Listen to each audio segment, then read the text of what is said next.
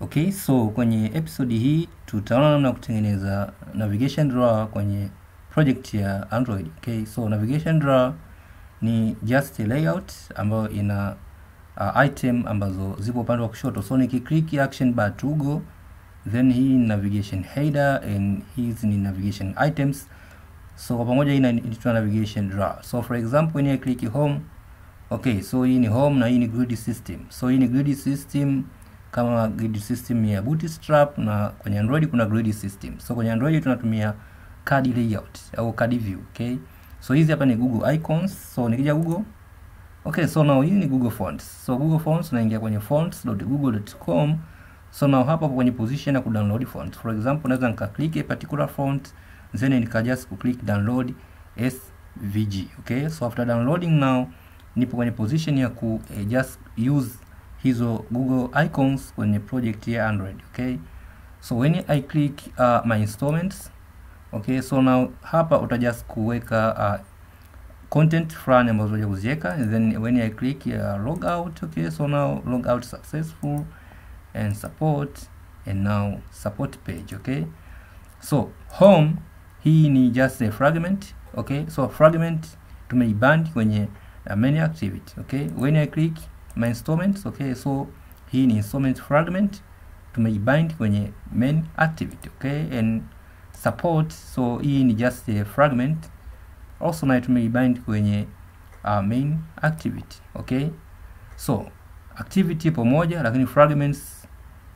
tuna single activity ambayo ni main activity, one fragment, second one, and third one, fourth one. So tuna 4 fragments and 1 activity. Okay, so tunatumia Android Studio na tunatumia XML pamoja na Java kwenye upande wa back end. So final application yetu, okay, we are going to create grid system, ActionBar Toogle, okay, navigation drawer, navigation header and navigation items. Okay, so utakuja kwenye desktop start button and then find Android Studio, then click. Okay, then come to click create a new project. Okay, okay, find the empty activity, then click next. So application name, jina la application yetu itakuwa ni long system. So long, okay, then system. Okay, so package name, so left default, and save location, left default. So language, default is Kotlin. So now select Java programming language. Okay, then minimal SDK, select API version 16. Okay, after then just click finish. So please wait kipindi Gradle ina just ku scan file index. So wait a moment na just Gradle ina build project. Okay, so Android Studio now imesha complete ku build your project. Okay, so hii ni main activity.java and hii ni main activity.xml as a user interface. Okay, so now we are going to create navigation items, for example home, my installments, logout and support. Okay, so hizi inaitwa navigation items. So step number 1, so we are going to create list items. Okay, so list items ni navigation items, right? So now open Android Studio, then come to resources. Okay, so right click on resources. Okay, then select new, then new directory. Okay, so directory name will be menu. Okay, then click enter. Okay, so menu directory is created. So right click and then choose menu resource file. Okay, so menu file name will be nav menu. So nav underscore menu. Okay, so after then click okay. Okay, so now we are going to create navigation menu. So kama nilivyokuonyesha navigation menu au list items ambazo ni hizi hapa. Okay, so now come to expand split. So click split. Okay, okay, so now hapa naweza nika just kuandika code. Okay, okay, so hatua inayofuata ni kutengeneza a list item. So now unafungua tag namna hiyo, just write what a group, then select a group, okay, then leave a space, then choose checkable behavior, okay. So choose single, and then just close our group, okay. So ndani ya group just create the first item. So write item, okay, then select, then just give ID, okay, select ID, then ID again, okay. So ID will be home, okay, underscore nav, okay. So another is a title, so just give title, okay. So title will be home, okay. For example, as you see katika application yetu, the title is home, and then kinachofuata ni just enter, kuweka hii just an icon, home icon, okay. So home icon, just come to right icon, then select icon, okay. So njoo kwenye drawable, so we are going to create icon in drawable, then right click, okay, choose new, then choose vector asset, okay, select clip art, okay. So hapa katika hii dialog box, then just search home icon, so write home, and then home icon hii hapo imeshakuja, then click what, okay. So our icon name is baseline home 24, then click next, then click finish, okay. So here we just write home, okay. So ipo kwenye path at drawable this one path, okay, baseline home 24, okay. So just select it and then click close, okay. So now ukija upande huu just kuona our home list item or list menu, okay. So just copy the same code, okay. So then come to duplicate, okay. So hii itakuwa ni my installments. So now I change ID to installments underscore nav, okay, installments underscore nav, okay. So title will be installments, okay, and then just icon, okay, we change icon, this is home, come to drawable, right click, choose new, what, vector asset, then select a clip art, okay, then find what, coin or find money, okay, then select money, okay. After then click okay, then icon name is baseline then 24, then click next, click finish, okay. Then come to write money, okay, money, then select money icon, okay. So come to duplicate, is the same coding. Another is logout, okay. So now we write logout underscore nav, just write logout, okay, underscore nav, okay. So the title is logout, okay. So now tunaweka icon kwenye hii logout, so come to drawable, just select new and vector asset, okay. So click clip art and then find sign, okay, sign out or logout, okay, this one logout, okay. So now select logout, then click, okay. So icon name is baseline logout 24, okay. So now click finish, okay. So come to our application, now call our icon, so logout is this one, okay. So now you can see home, installments and logout, okay. So now another is support, okay. So change the ID to badilisha ID kwa support, then title is support, okay.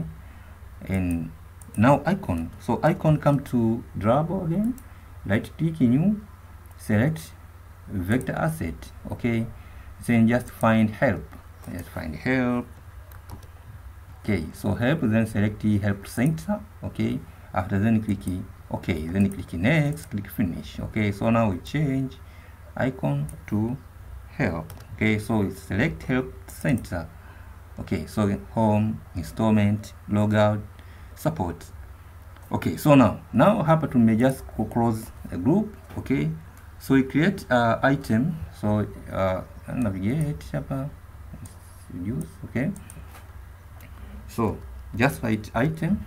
Okay, just select a title.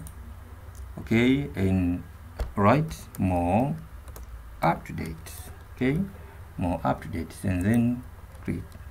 Okay, then come to copy a group checkable behavior single. Just select and copy. Okay, and then come here and paste. Okay, and just come to close a group. Okay,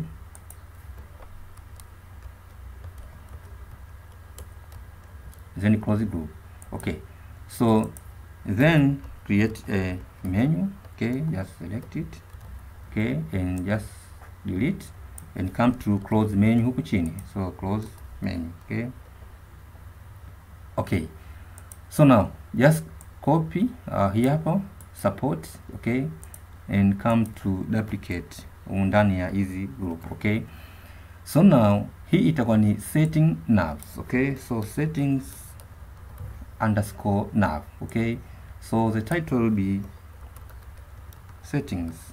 Okay, so now drawable, come to drawable, then select vector asset, then click on clip art. Okay, and then find settings. Okay, and then select the icon here by settings, then click OK, click next, and click finish. Okay, so here you change the icon. Just andika just a settings, then choose the baseline settings 24.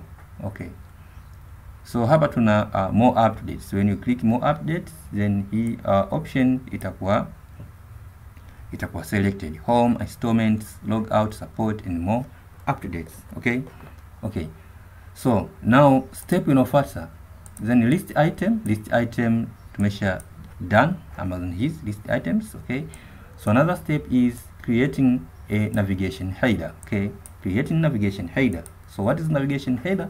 So navigation header ni hii yenye logo. So hii ni just a navigation header, imeishia hapa. Hii yenye rangi ya blue, yenye blue color ni navigation header na just imeishia hapa. So hizo tulizotengeneza hapo ni hizi hapa, na icons tulizoweka ndo hizi hapa. Okay, okay, so now navigation header. Okay, so come to Android Studio. Okay, then navigate layout. Yeah, double click layout, then right click and select just a new option and find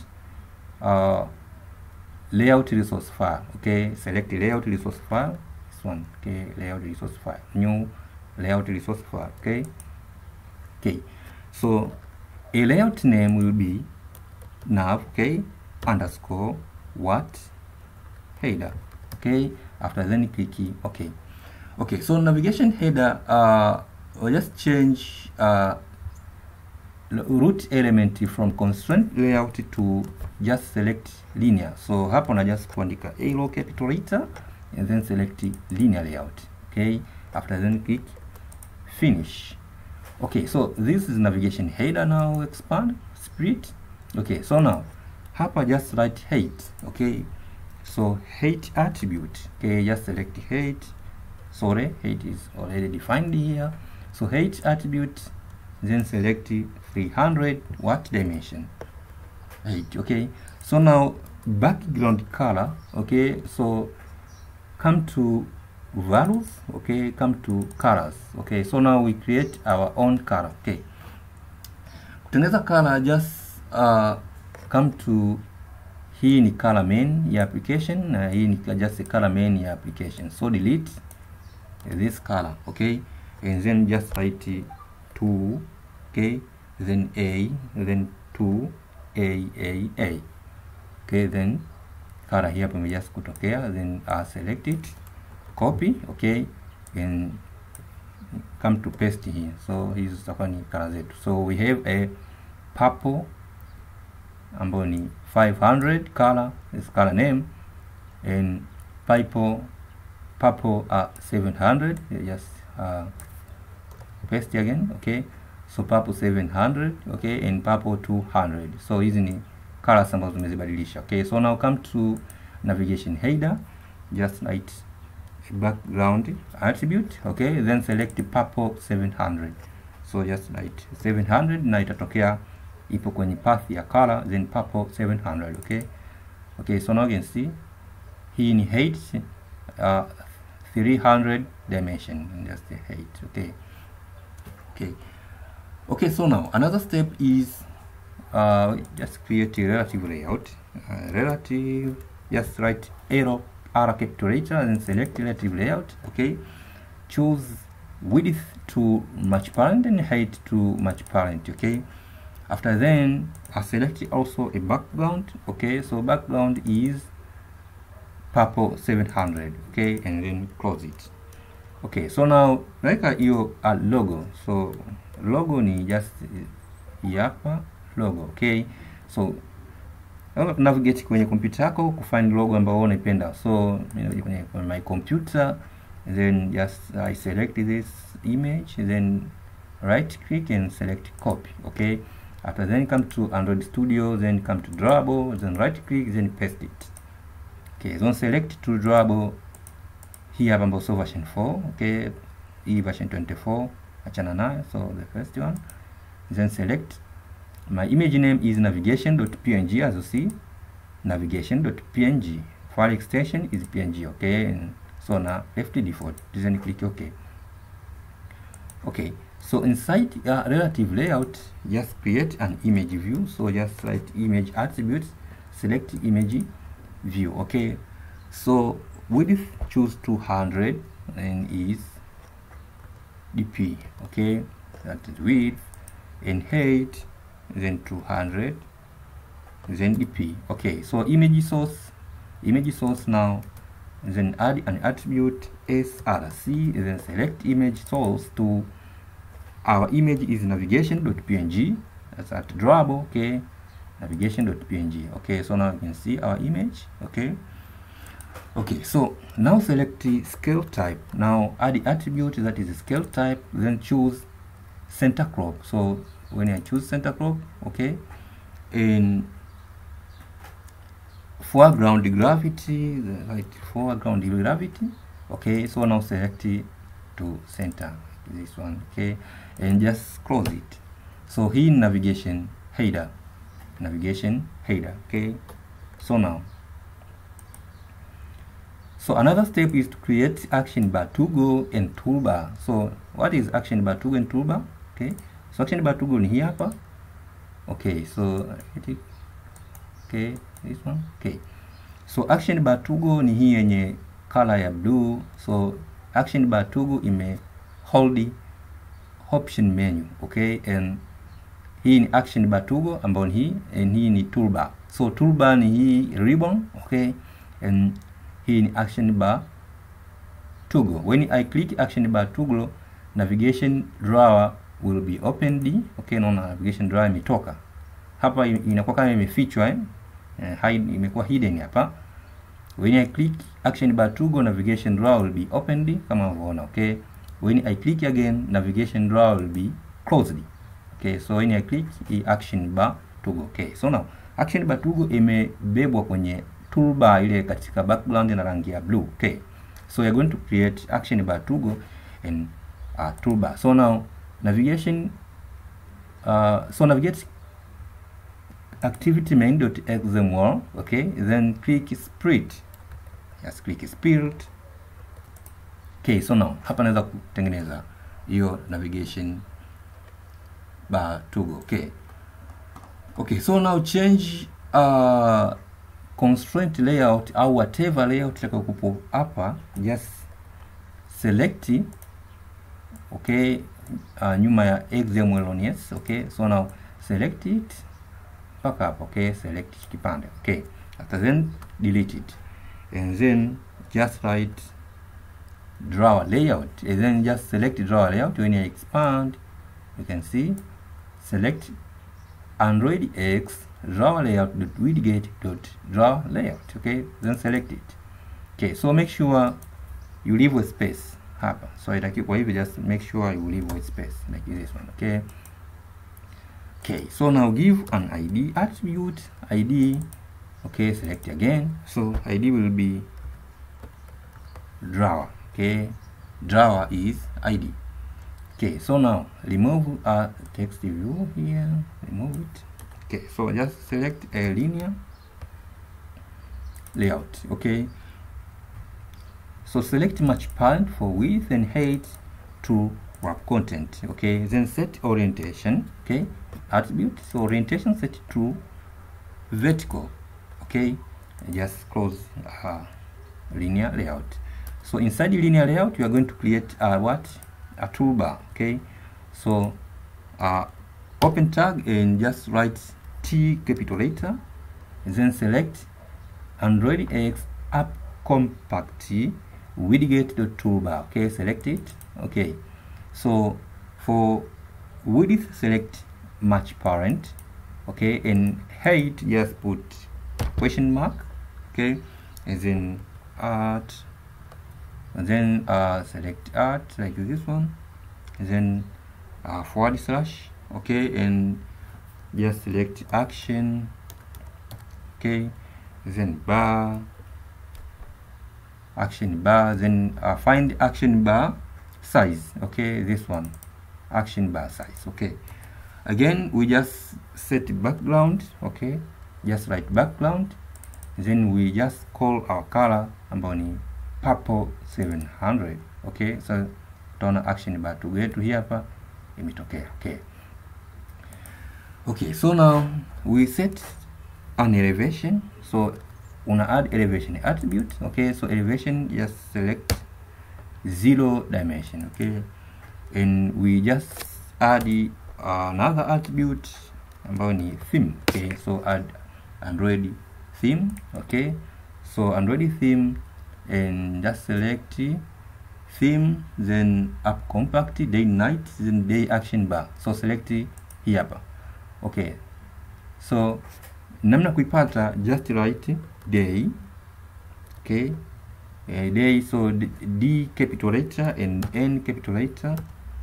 Okay, and find the day night dark action bar. Okay, just select it. Okay, so another attribute ni pop-up theme. You just write pop-up. Okay, select pop-up theme. Okay, so pop-up theme will be pop-up menu overflow. So find, just write over.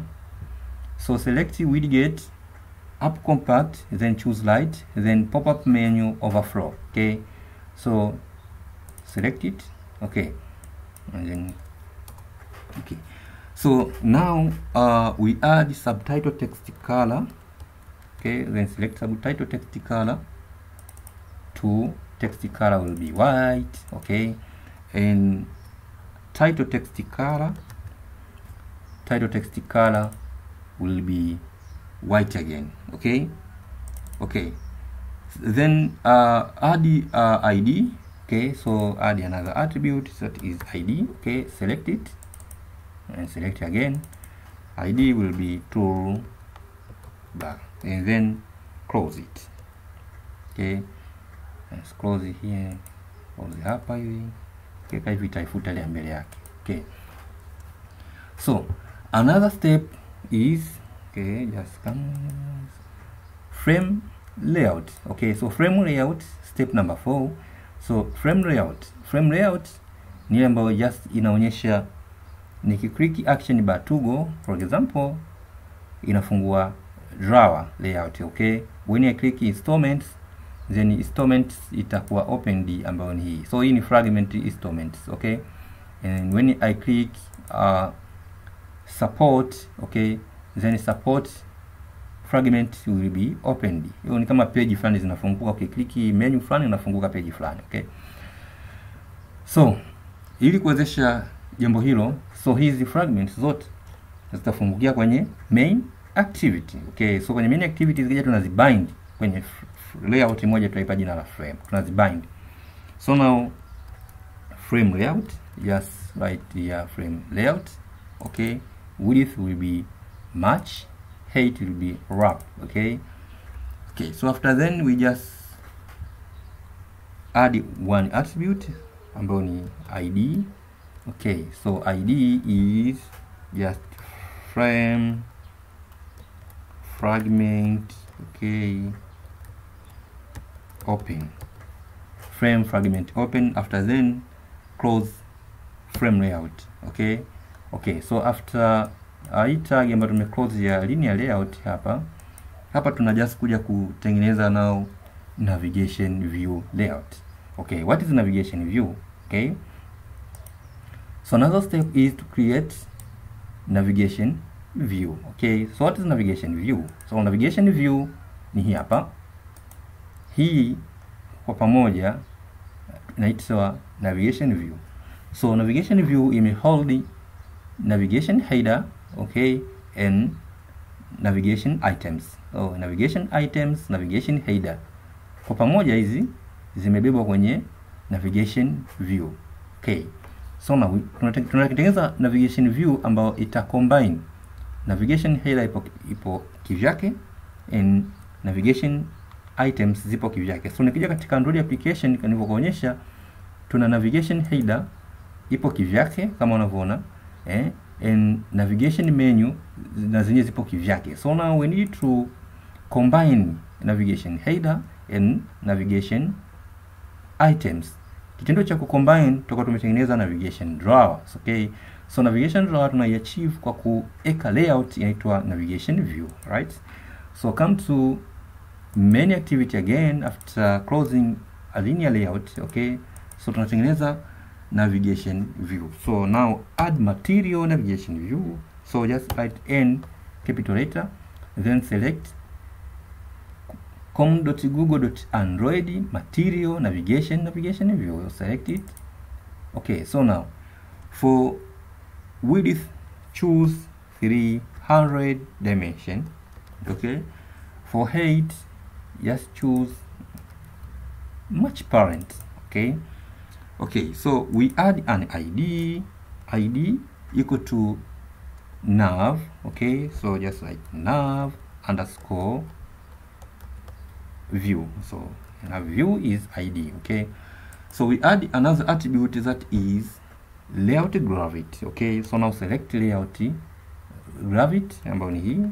Okay, and just select start. Okay, then another attribute is to fit katika window system. So fit system windows, now select to true. Okay, so now tuna combine sasa hiyo navigation header. Okay, so just write header. Okay, then select header layout. Okay, so header layout we call our layout ambayo ni navigation header. Okay, so now ipo kwenye directory inaitwa layout. So at layout. Okay, at layout, then you can see navigation header hii hapa ambayo ni just hii hapa. Okay, navigation header. Okay, at layout navigation header. Okay, so now icon size just icons hizi kuzipa size kubwa ndogo. Okay, so just choose right here size and select icon size. Okay, then select 35 what dp. Okay, will be icon size, and item icon tint icon, just right icon, select item icon tint, then choose color to purple yellow. Okay, another is text color. Okay, so just choose color, item text color, then choose color ambayo ni just create. So come to colors. Okay, then add one color. So copy your color. After copying, and come here and paste. Okay, then change color to text color. Okay, then nakuja hapa na click na just ku select desired color, for example color here. Okay, so nakuja kwenye navigation view, then item text color will be my color ambayo ipo kwenye path ya color and select. Okay, so now hapa na just ku combine navigation menu. Okay, so just like menu. Okay, so select up menu just na find ipo kwenye menu, then navigation menu. Okay, so na select at menu, then / navigation menu ni just a path. Okay, now select it, you can see. Okay, now ukitaka kuona just remove linear layout, just remove, itakuja kuonekana. Okay, ukija ku close itakuja kuonekana. Okay, so now we just create a text item appearance. Okay, so we add an attribute here ambayo ni text item appearance. So item text appearance. Okay, so come to values. Okay, then theme. Okay, so hapa tunatengeneza just our custom theme kwa ajili ya text color. Okay, so just write style name, style name will be text, for example text view style. Okay, in custom. Okay, text view style, then just choose parent, then select Android widget, or just find the widget Android. Okay, select Android, and then widget, yes, capital letter, widget dot, and then access text view. Okay, text view. Okay, after then close style. Okay, close style. So inside the style natengeneza an item. So item name. So item name will be just write family. Okay, then select Android, then font family. Okay, then just close item. Okay, close it. So font family will be sans. Okay, sans serif condensed. So any font zipo nyingi, for example zote ni just so select it. Okay, so copy the same code. Okay, then so kama hii just a color huioni ambayo ni sans serif, so come to for example device manager, no, device explorer. Okay, just select it, no, emulator, no. Okay,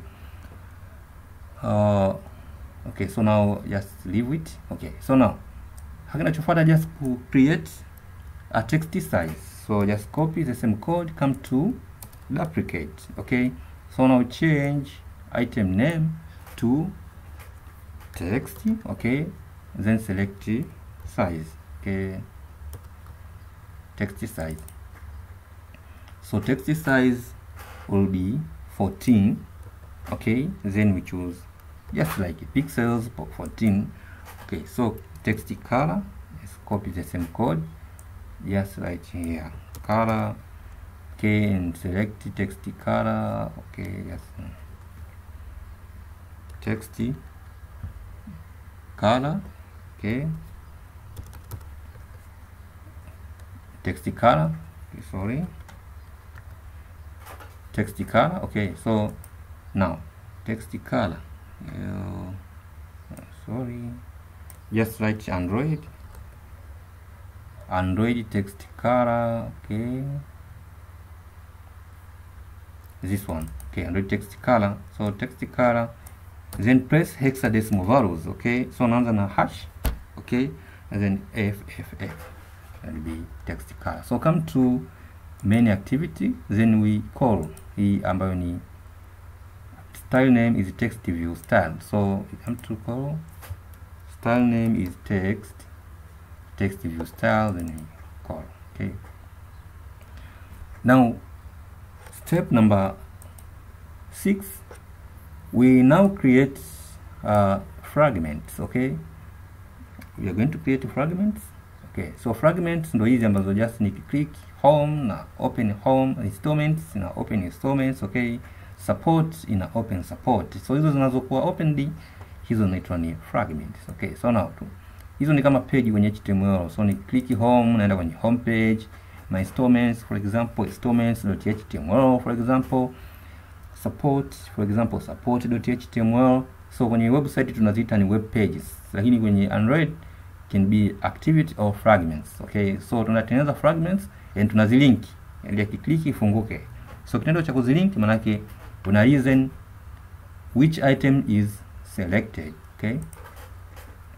Okay, so now step number 6, then fragments. Okay, so come to main activity. Okay, so hapa tuna just kutengeneza back end programming kwa ajili ya ku listen which item is selected. So hiyo upande wa back end. Okay, so public class main activity. So extend is inheritance. You may just expand app compact activity class. Okay, so tuna add attribute inaitwa implements. Okay, so implements zinatumika ku just read features za interface. So implements maana una implement interface. Extend maana una extend class. Implements una implement interface. Now interface just may achieve abstraction about 100%. Sema interface ni 100% abstraction. So for that, method ambazo zipo kwenye interface lazima uzi implement. Okay, tendo cha kuimplement tunasema hiyo ni method overriding. So method overriding tendo cha kuimplement method ambazo zimetoka kwenye class nyingine. So implement n capital letter, then choose navigation view. Okay, then dot operator and access on navigation item selected listener. Okay, so you can write on capital letter sababu ni just like a interface kama unavyoona imeandikwa I ni interface on, then navigation mpaka unaiona hii inatokea. Okay, item selected listener, kwa sababu hii ni interface ni lazima ufanye method overriding. So method overriding, it means just implement hizo method na it has override. Okay, so select on navigations item selected listener and then click it. Okay, as you see image override hizo method hapa, image override. Which method is public boolean? Okay, on navigation item selected, hii method ime override from where? From navigation view class. Okay, so now we create an object of toolbar and drawer layout. So just like private. So hapa hizi ni just like instance variables. Okay, so declare objects, okay, of toolbar and navigation drawer. Okay, objects, then toolbar. So another two capital letter, then select toolbar Android X. Okay, dot app compact widget. So when I come to main activity, okay, toolbar yenyewe ni hii. So angalia hii Android X app compact widget toolbar.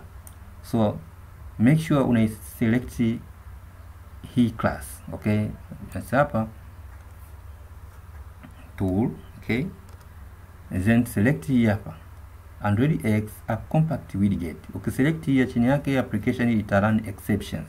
Okay, just select it toolbar, then we create an object ambao object yetu inaitwa ni toolbar then terminate.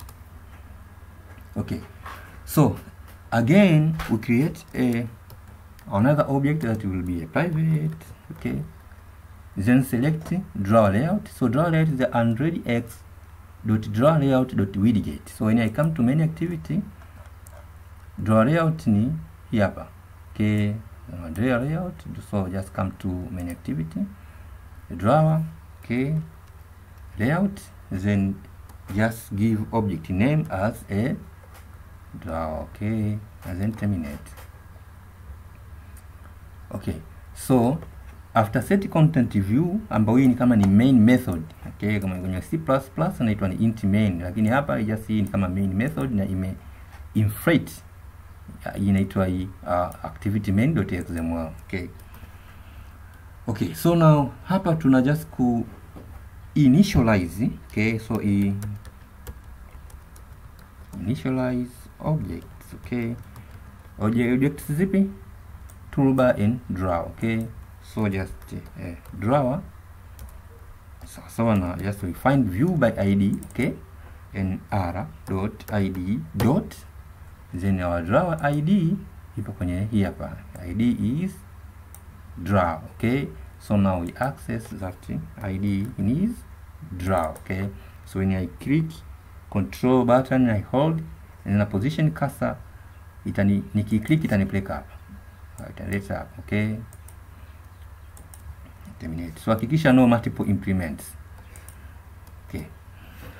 So now drawer now is toolbar equal to find view by ID resources dot id dot, our ID is toolbar, okay. When I position cursor, just click naleta hapa, okay, and then just terminate, okay. So now tuna initialize object of navigation view, okay. So just write navigation view, okay, and then navigation view object equal to find view by ID, again r dot id dot, then we find navigation view ambayo ni hii ambayo inasema imecombine header and navigation items. So ID is navigation view, right? So come here and write nav underscore view, okay. So when I position cursor, nikibonyeza control button, nikihold position cursor, nikiclick itanileta, okay, then just close it. Navigation view. Now, so navigation view we just set context. So navigation view, okay, our object ambayo ni hii hapa navigation view, okay. Now we use dot operator to access method ambayo inaitwa set navigation item selected listener, and then context is this main activity, okay. So just selecting this, okay. So now ili iweze kufanya kazi vizuri, just hapa enable, okay, a full screen, okay. To enable full screen, just write get window, okay. So the dot choose set flags, okay. So inside just write window manager, select window manager dot, just select layout params ambayo ni hii dot, then select, okay, flag full screen, okay. Then again second argument, just copy here hapa, and then come to duplicate hapa kwenye line inayofuata, come to duplicate, okay, full screen, okay, this full screen. After then come to terminate. So hapa nitakuwa nimesha set a full screen attribute, okay. So another step is action bar. So here action bar. So action bar ni hii hapa juu. So tuna just ku remove what edge, kuna kuwaga na edge fulani, so tunaziondoa zile edge, of course tutaweza kuziona later. So just write get support action bar, okay, then dot, then use dot operator to access a method that is set small letter e capital, and naming convention is in select set elevation value, unaweka hapo 0, okay. Again get support action bar dot set title, now remove ile default title, inakuwa now default title empty, okay. So now another step is action bar in and out, or close and open. Hii ina maana gani? Okay, so action bar in and out, close and open. When I click action bar toggle, navigation drawer itakuwa opened. When I click again, navigation drawer itakuwa closed. So open and close when I click action bar toggle. So hizo event tunaziset up, okay. Okay, so now we just create an object of action bar drawer toggle. So now action bar drawer toggle, okay. Then now just choose toggle itakuwa ni an object equal to new action bar draw Toogle. Okay, then context is this. Okay, again na pitisha argument zifuatazo. Kwanza ni just a drawer, ya pili ni just a toolbar, ya tatu ni event. Okay, so event is drawer is open and drawer is closed. Drawer is opened and drawer is closed. Okay, so just write r, okay, dot string, okay, then dot navigation underscore drawer open, event ya kwanza, event ya pili ni navigation underscore drawer closed. Okay, so navigation underscore drawer underscore open, okay, and again navigation underscore drawer underscore close. Okay, select, so comma, then copy the same code. Okay, hapo then copy, come to duplicate after comma, paste. Okay, then come to terminate. So position cursor hapo, then create string value resource. Okay, then click OK. Okay, so hii ni navigation drawer close, sorry, just right here close. Okay, then position cursor, then create string resource. So hii just a shortcut, but when I come to values string, unaweza kuziandika huku kaja kuzicall, no problem. Unaweza kaja just kuziandika huku first, unaweza kuziandika and then just come to call. Okay, okay, so now another step is,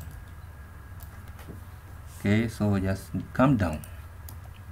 Okay, so drawer, then dot add drawer listener. So now listen the Toogle, okay, whether Toogle is clicked or not. So listen the event. Okay, so listen the event. Okay, so now set Toogle color,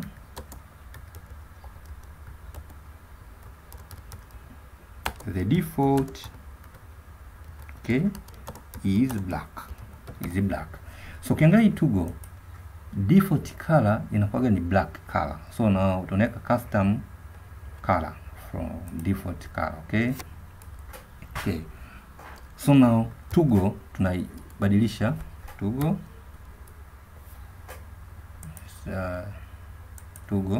okay, Toogle.get drawer arrow, of course hapa get drawer arrow drawable. Okay, and then dot set color, so select, then get, of course get resources. Okay, then use dot operator to access color, so dot get color.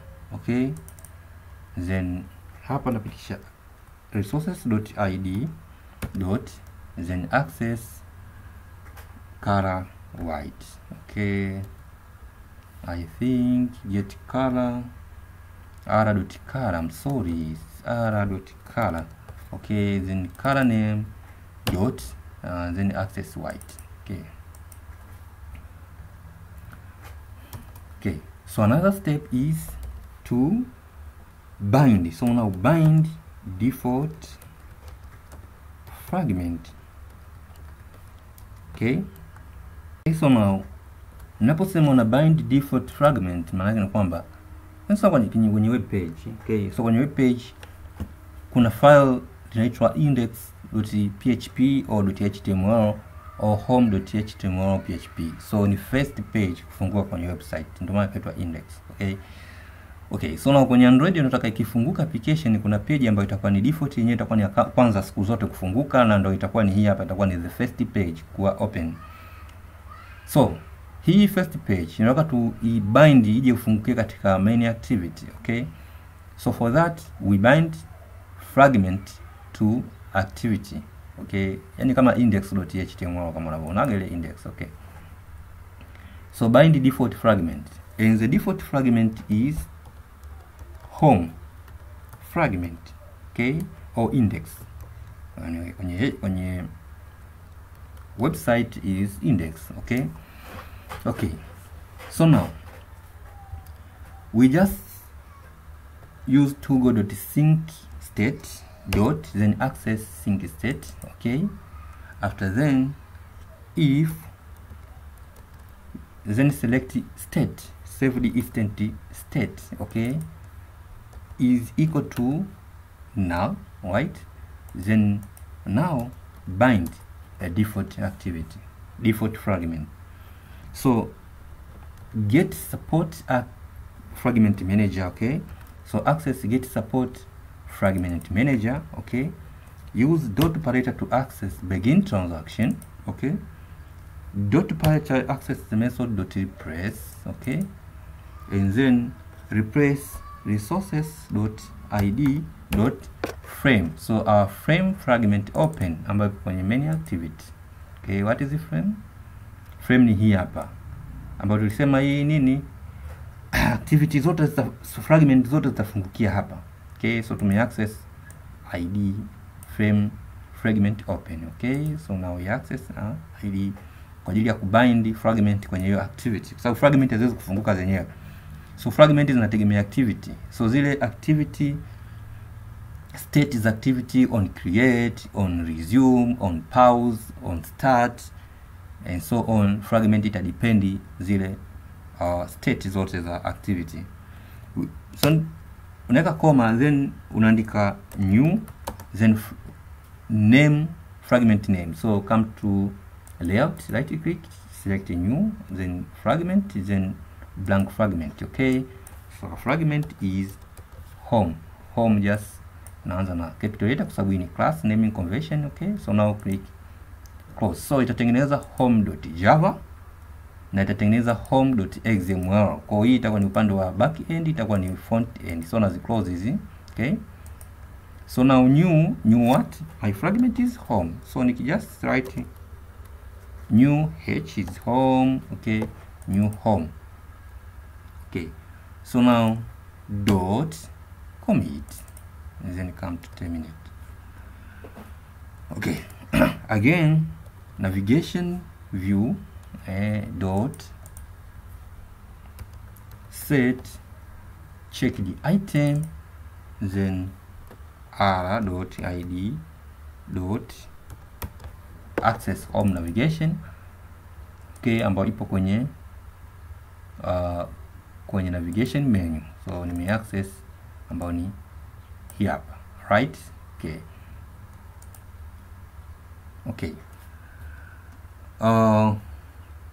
after then step inayofuata ni kuja kwenye public boolean on navigation item selected listener. So return false na remove false to return true, okay. Then nakuja humu ndani. So now which item is selected? I can come to, okay. So step number 7 we just, so tumeshatengeneza fragment ambayo ni home fragment, okay. Tutatengeneza na nyingine. So Java programming, now tuna listen event which item is selected, okay. Which item is selected.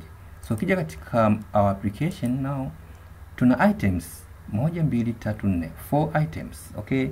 Which item is selected na ni muda gani zitakuwa selected? So we do not know. User ata select which item. So tuna set event whether home is clicked or my installment is clicked. So we do not know which item will be selected. For that we set event listener, okay. So come to our application, then event tayari imeshakuwa passed. Event is navigation item selected, hiyo ni method. So we do not know which item will be selected. For that we switch, okay. So now we just write switch, okay. So now after writing switch, just which item we do not know, so just write item dot get id of item, okay. So we switch that, okay. And after then we implement switch body, okay. So now we do not know, so now we just write case, case 1 will be either user will select home r dot id dot maybe user atakuja kuselect home maybe. So na hii home ipo kwenye navigation menu. So home kuja kwenye navigation menu ndio kuna hiyo home na id yake ni home nav. Either will select installments. Okay, so installments here hapa. Okay, so user click installments, so tuna access id ya installment, or ata select support or logout, so we do not know. Okay, so case r.id.homeNav. Okay, so if case ikiwa namna hiyo, tunaenda kuiopen navigation inaitwa home, na kwa sababu hapa tulisha hiyo just call hapa kuwa ni default fragment, just copy it and come to duplicate. Okay, after then just sababu ni switch break, so sipoandika break itazi execute zote kwa wakati mmoja. So copy the same code and come to duplicate. Okay, so now user sometime anaweza ka click my installments, we do not know. So now tuna access kwenye navigation menu my installments nav id. Okay, so just write here installments nav. Okay, so click hiyo, then open fragment in installment. So now come to layout, right click new what, empty fragment blank. Okay, so hii itaitwa jina la installment. Okay, after then click finish, then itatengeneza installment.java na installment.xml ambazo ni fragment. Okay, so now come to remove home, then let's write installments. Okay, either user anaweza ka click logout. Okay, so akiclick logout for now, so bado tujaingia kwenye upande wa database. User anapokuwa na login na log out, so just ku access logout nav ambayo ipo kwenye navigation menu ambayo ni id ni hii logout nav. Okay, so hapa just toast just kumwambia umekuwa successful, so just write toast, then create a new toast. Okay, then select it, so content is this, then hapa sometimes ukafuta this, delete this, then write get application context. Okay, then hapa kwenye quotation, then you have successful logout, then toast.length short, so remove short, then andika length long. Okay, then break. Sometime user anaweza kabonyeza support. Okay, so click support now, unakuja katika navigation menu, then tuna access id ya support. Okay, so just replicate the same code, then just id ni support. Okay, click support, open support fragment. So come to layout, new layout resource file, then file name will be s capital letter, so in class, and then support. Okay, and s is not a valid file, so yes, support. Okay, so click okay. Okay, so itafungua support.xml. Of course there is a mistake hapa, kuna mistake. Okay, select it and delete, and just delete, where is delete, delete. Okay, again come to layout, new fragment, blank fragment. Okay, our fragment will be support. Okay, then language choose Java kama kawaida, then click finish. Okay, support class itakuwa created and support XML itakuwa created, ambazo ni hizo na close hapa na hii na close kwa sababu hizo ni. Okay, so now unakuja hapa na change, sababu hii nilicopy na kuipaste now from home to support fragment. Okay, again user anabonyeza settings, so we do not have settings no, so now atuitengeneze kwenye settings for dark color. Sometime user kwenye simu yake anaweza kubadilisha rangi ya simu ikawa ni dark. So application yetu inatakuwa tuwekee mazingira ambayo user akiwa kwenye dark mode kwenye simu anaweza kaja kwenye application akaja ku change to light mode. Okay, so for now just leave it. Okay, okay, so yes, come here. Yes,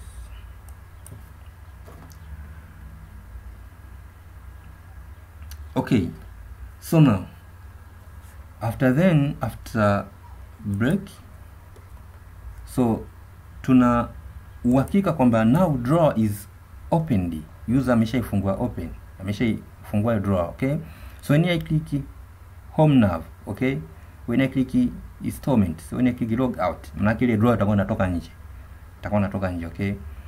So for that tunataka sometime tuweze kuirudisha ndani na kuitoa nje. So just write a drawer, okay, then use dot operator, then access close drawer. Okay, then after just write gravity side gravity compact, and then use dot operator, access start. Okay, let's see, start. So after returning true hapa na just ku override method ambayo inaitwa ni onBack pressed. So hii method itakuwa just ni public. Okay, then return type, so haireturn chochote, no any value that will be returned. So the return type will be void. So void ni non-return type method. Okay, after just access method onBack, then p capital letter pressed. Okay, so haipitishi parameter yote, just nakuja kuimplement hiyo method. Okay, so if condition drawer dot is drawer open. Okay, so now is drawer open. So now here just I come to copy gravity start. Okay, I come to duplicate, katika hii ni kama argument. Okay, gravity start. Okay, so ikiwa ni hivyo, then na implement your if condition. So drawer dot close drawer, if close just close this one. Okay, yes, come to duplicate. Okay, so what if leo kwenye else hii just akoni alternative branch. Okay, alternative branch, so super, then super dot onBack pressed, then access onBack pressed again, as copy onBack pressed ya ku paste hapa. Okay, okay, okay. So after come to position cursor hapo, then click suppress non-constant resource ID with an annotation na suppress. Okay, then come to navigation menu, then position cursor hapo kwenye hii naona kama ni highlight. Okay, so position cursor, extract string resource, then click okay again here. Okay, again here, position cursor, then again support. Okay, then okay, and more updates. Okay, and settings. Okay, now nikija katika file la strings, katika varu strings utaziona zote zimekuja hapa: home, installments, logout, support, more updates and settings. Okay, so now come to what navigation menu, tayari navigation. Okay, so suppress, hizo zote ni ku suppress, override resource version 24 like this one, na suppose imekataa the theme. Okay, navigation header ipo sawa, colors, string. Okay,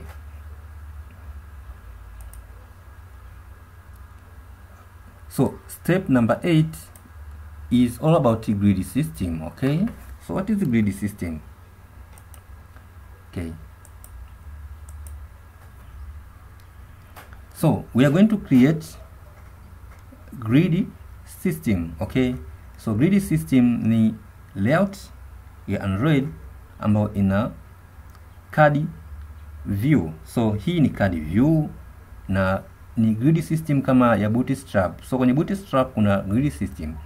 So ndani ya grid system tuta press Google icons. Okay, so hizi ni Google icons, then tutaweka Google fonts. Okay, so hii ni grid system, na hii grid system na implement either kwenye activity or fragment. Okay, so open Android Studio, then come to layout and then access fragment home. Okay, fragment home, then click spirit. Okay, so hapa tuna implement the grid system. Okay, so now remove a frame layout. Okay, so hii inaweza kani frame layout or constraint or coordinator or any layout, inaweza kani any layout, lakini as well as nyuma ya XML ONS ile inayofuata nyuma yake just remove it. Okay, remove can be any layout, so lazima ikawa ni frame, inaweza kawa ni constraint hapo, linear, yoyote, lakini inachotakiwa tu just remove. Then ukisha remove, andika S ya capital letter. Okay, then access nested scroll view. Okay, then ukisha select huku kama haija close automatic, so come then andika hiyo alama ya less than, then /, the / ita close automatic, and then delete text view. Okay, so step inayofuata ni just kuja ku implement grid system. Okay, so to implement a grid system ni kama vile Bootstrap. Kama unajua Bootstrap, kwenye Bootstrap tuna grid system.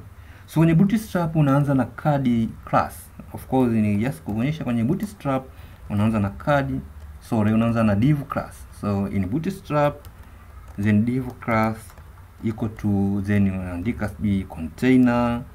Okay, and then again unakuja kuandika div class equal to column, div class equal to row.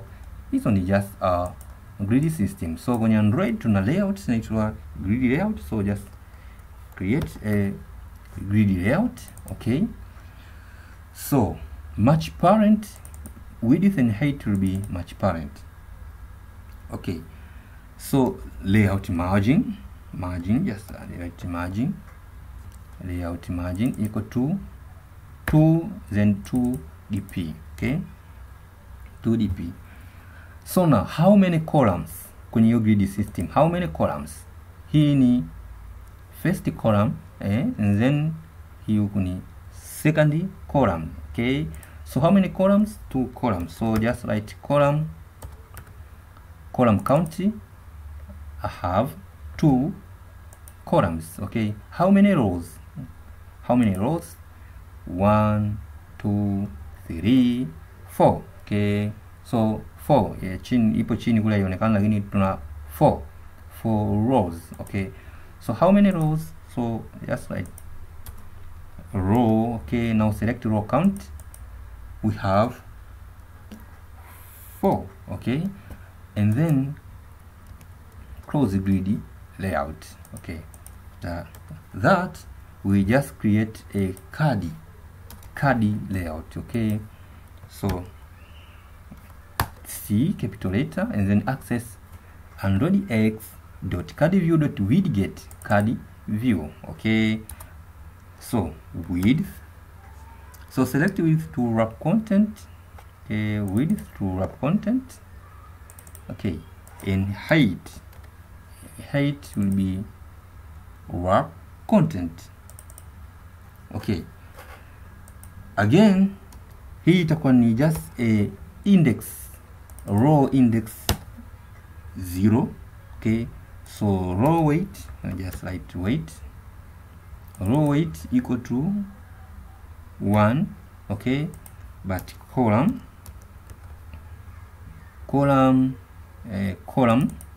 is column number 1, column 0, sorry, so column 0 kama index.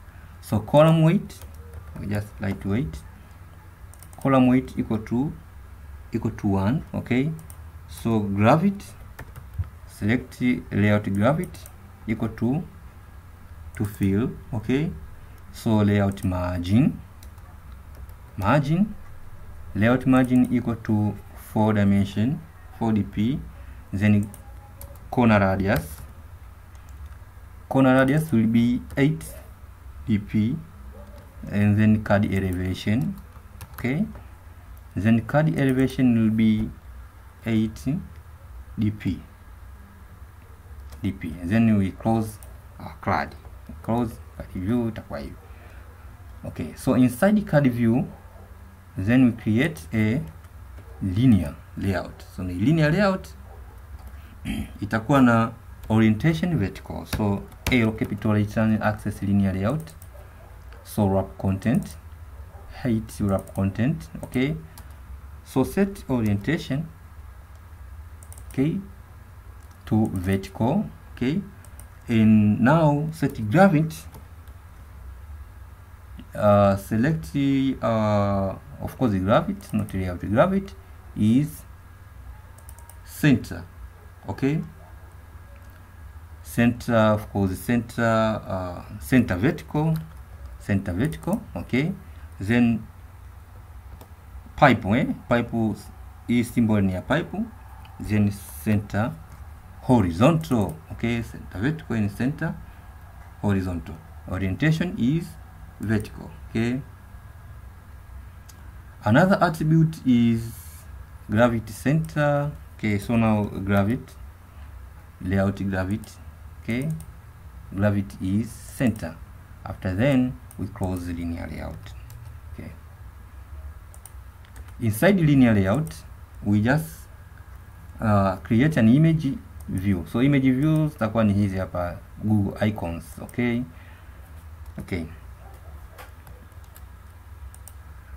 Okay, so now sasa we check how to import Google icons kwenye Android project. Google icons kwenye Android project. So hizi ni just a Google icons and Google fonts. Okay, so now open Google and andika hapo Google. Okay, Google fonts. Okay, Google fonts, and select Google fonts. Okay, after then come to select first link, Google fonts, https fonts.google.com. okay, so now click. Okay, so now after clicking, come to navigate icons. Okay, so select icons. Okay, so hizi ni just a fonts. You can use fonts kwenye project ya web, or now select icons. Okay, after select icons, come to weight. So just weight, remove weight to 100. Okay, and now grade to 700. Okay, and then size, just select maximum size. So maximum grade and maximum size. Okay, so now you can find desired icon to download. For example, when I click settings, okay, click settings. After clicking settings, come to SVG. Okay, SVG, then download it. So click, and then download will start. Okay, after downloading, navigate browser location, select hili nani SVG. Okay, so now right click rename. So rename to settings. Okay, again find the desired icon. Okay, for example, now I access this icon. Okay, avatar person. Okay, now select person. After selecting, okay, click SVG and download will start. Okay, after downloading, just navigate browser location ambapo we download. Now rename it to any name, for example person.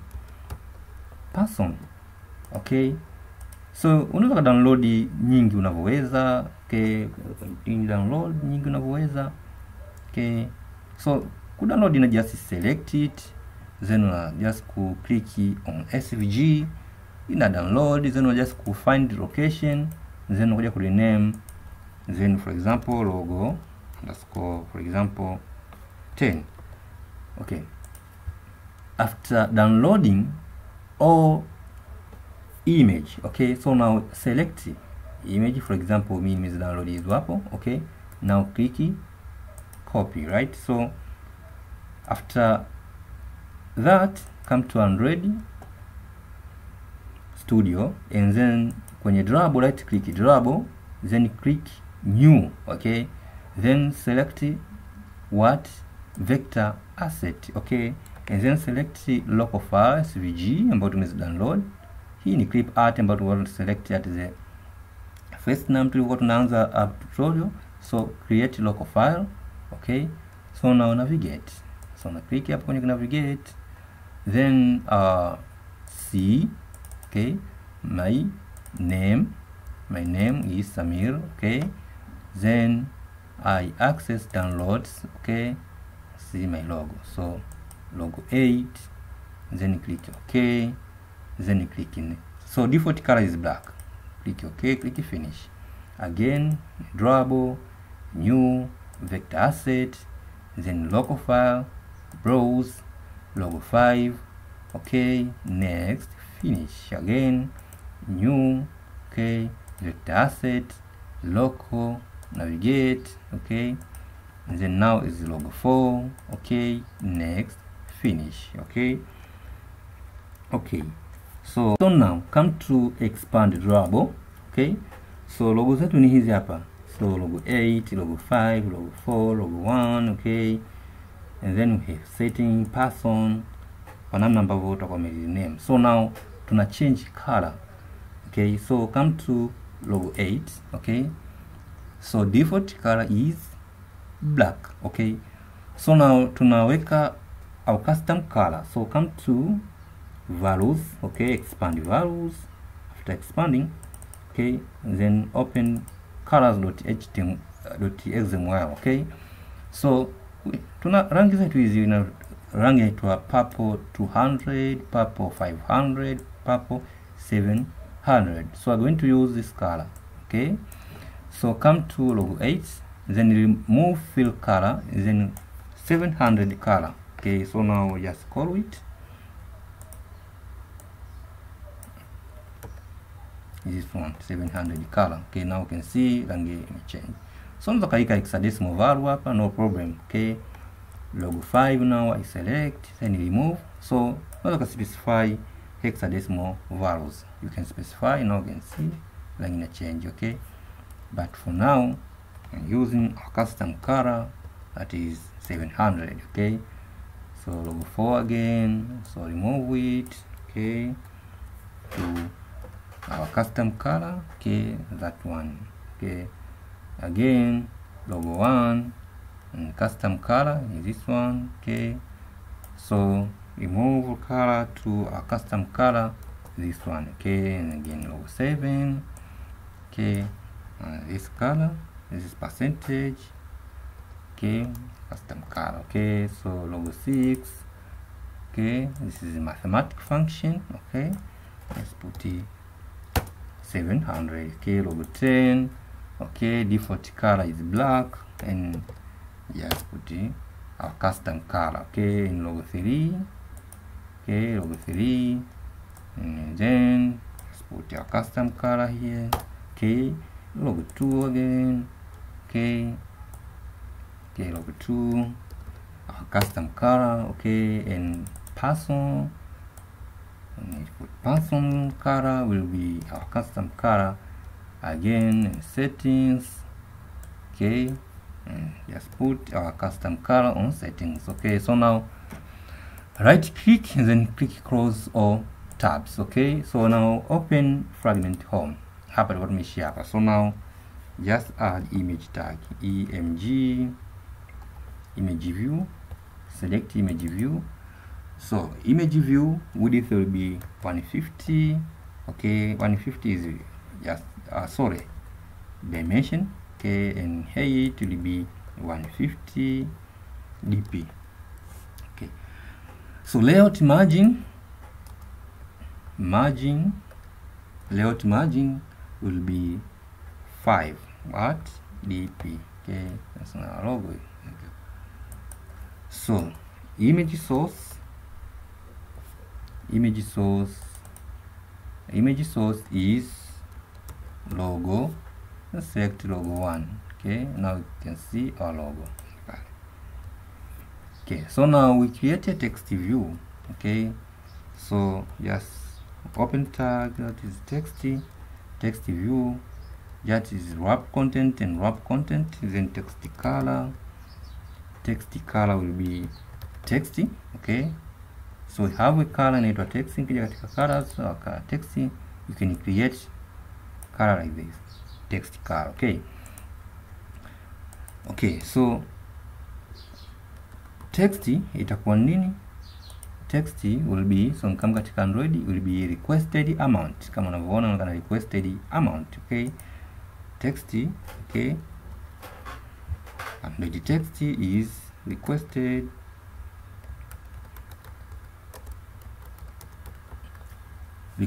amount. Now family, yes, choose font family. Now condensed, so sans. Okay, sans serif condensed. Okay, so kama unasafa kwenye kuipata hii font family, come to design, come to attributes, click searching, then just like family, select it, then browse more fonts. Na hizi ni Google fonts. Okay, as you see ni Google fonts. Okay, then find here sans serif condensed, unaweza kaipata. Then ukiipata kama hivi utaziona hizi condensed regular, condensed regular italic, bold, and so on. Hizi una just kuja kuziselect. Okay, after then you come to click okay, so ita just kufanyaje kuzi download. Okay, so kama una suffer, mimi nikishai download ipo na by default inakuepo, by default kwa mara nyingi inakuepo. So now close the text view again, come to create another text view here. Okay, this text view, just select text size. Okay, then text size will be 20 pixels size, then will be text size will be 20 sp, then family. Okay, and the font family we just select sans serif condensed bold. Okay, so family, font family, then choose sans serif condensed bold, of course black, right, medium, theme. Just choose bold.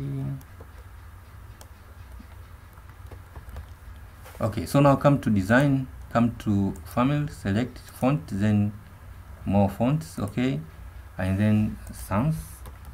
Okay, sans serif condensed in here, then select bold. Okay, then just click it.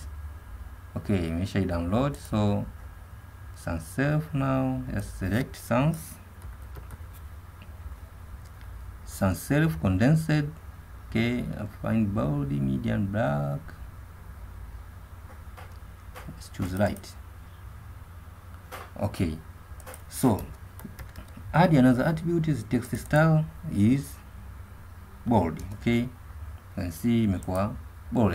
Okay, so now color, text color will be a color. Kwa katika colors tuna rangi inaitwa purple 700. Okay, so now we come to select text color, remove it, then we just write 700. Okay, purple money.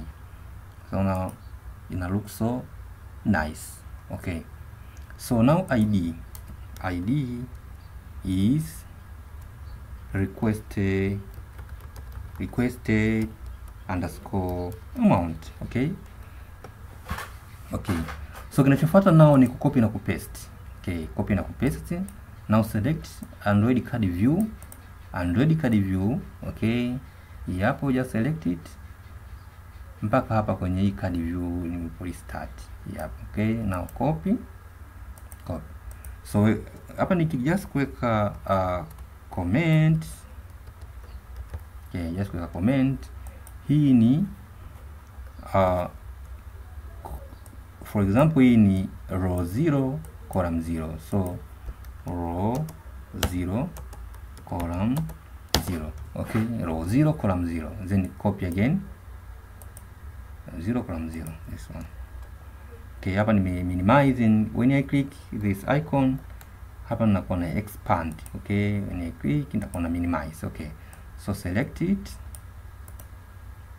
Okay, after then come to duplicate. Okay, so this one will be row 0 column 1, so expand, click hapa expand. Okay, so row 0 and column is 1, select hapa, utaona imetokea hapa. Okay, so this one will be tax collection. Okay, so now come to image, we change logo 1 to logo 2. Okay, change tax collection. So we just access, for example, logo 3 and percentage, logo 3, logo 4, logo 5, logo 6,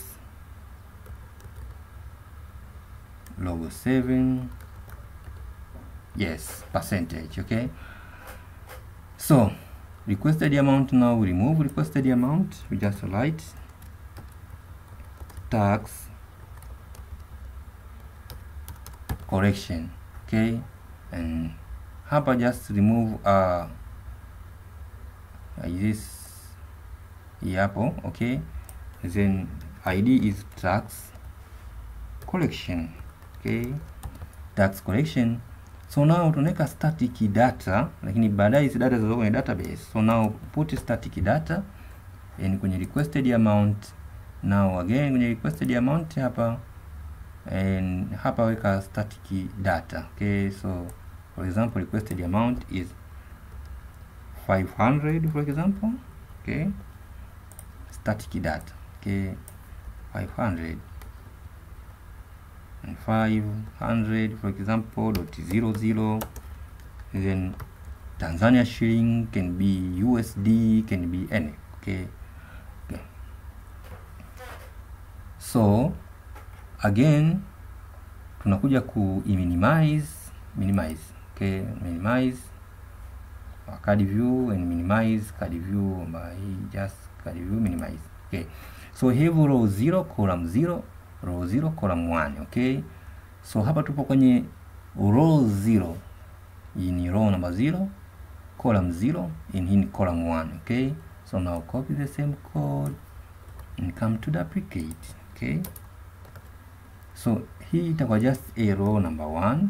Okay, but column number 0, kwa itashuka hapa chini. Okay, now expand, so will be row number 1.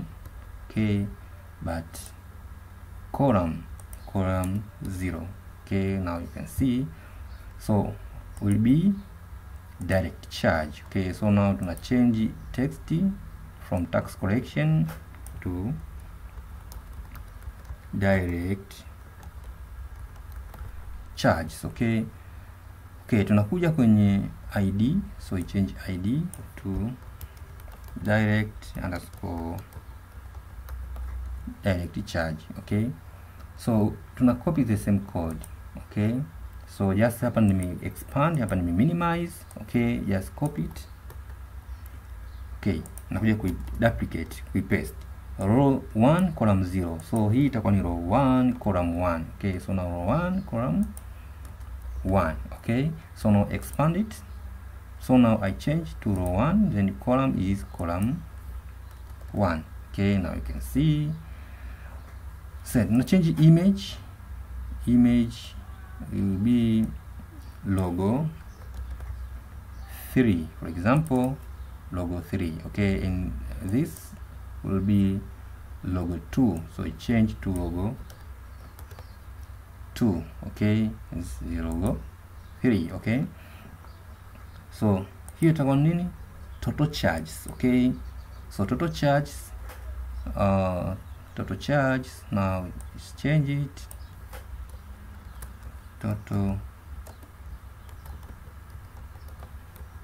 charges. Okay, for example, total charges. Now come to remove the text. For example, total charges is 100.00. okay, for example, this is Tanzania shillings or USD, can be any.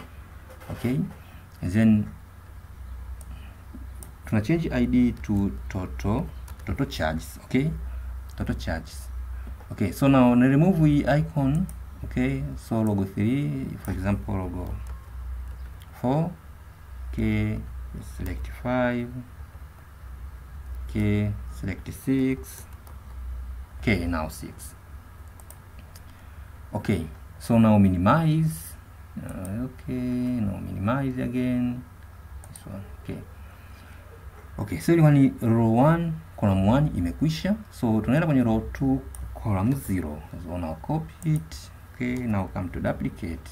Okay, so it will be row 2 and column 0. Okay, now expand.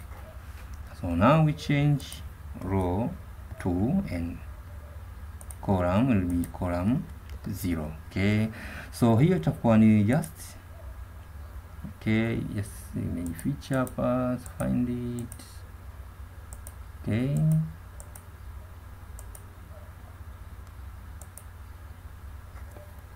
cache. Okay, so itakuwa ni just a cache taken. Okay, so now cache taken, so we change total charges here to cache taken. Okay, so now cache taken. Okay, so we just come to enter ID, then we remove EID, then ID inakuwa ni cache. Okay, cache underscore taken. Okay, so now image, just click, ukiklik to select. So for example, just choose image, for example, image 5. Okay, so now you can see image 5. Okay, so now we minimize, then copy the same code. Okay, so hiyo ilikuwa ni row 2 column 0, so itakuwa ni now row 2 column 1. Okay, so now expand row 2, then column will be column 1. Okay, now you can see imekuja hapo, imeonekana. Okay, so hiyo itakuwa nini? Actual depth. Okay, so now cache taken, remove it, then andika actual what? Actual depth. Okay, then I choose the ID is actual depth, then image. Okay, now we change image, it will be logo 7, so logo 8.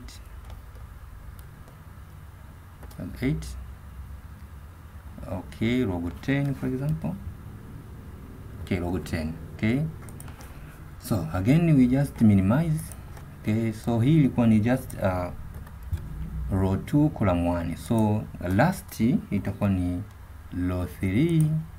Okay, row 3 column 0. Okay, so now expand it, so it will be row 3, then column will be column 0. Okay, now you can see, so niki scroll naonekana hivi. Okay, hiyo itakuwa ni just remain amount. So now just rename it.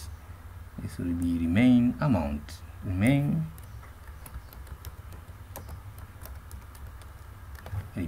amount. Okay, remain amount, and ID will be remain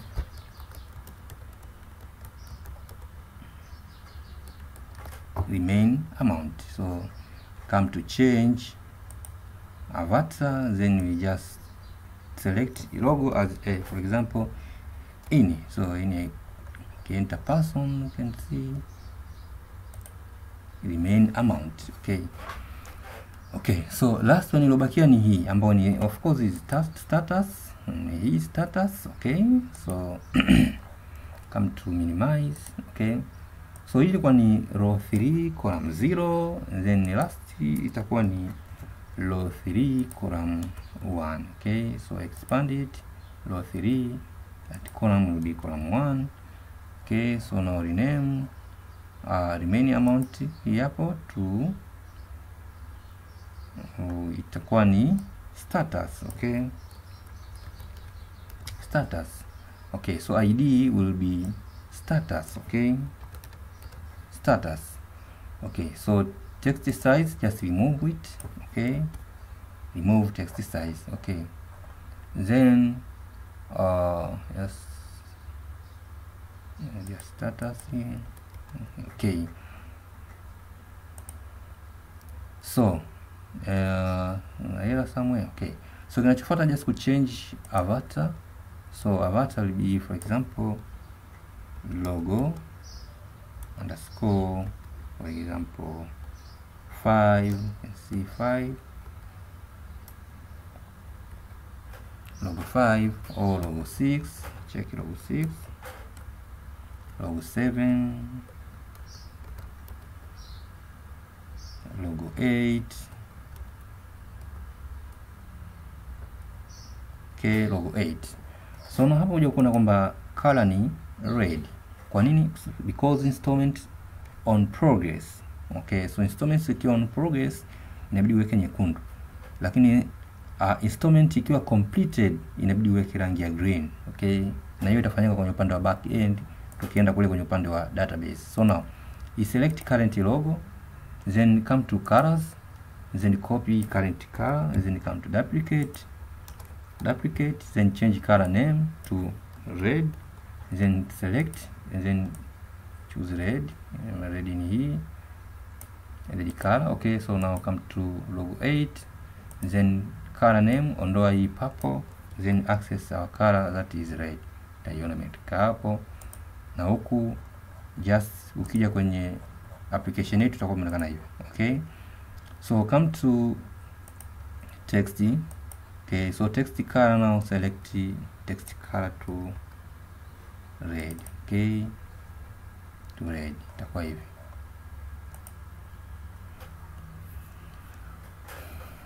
Okay, so now we have completed to design your application. Now application now ina look so good kama ukiona hivi. So just expand.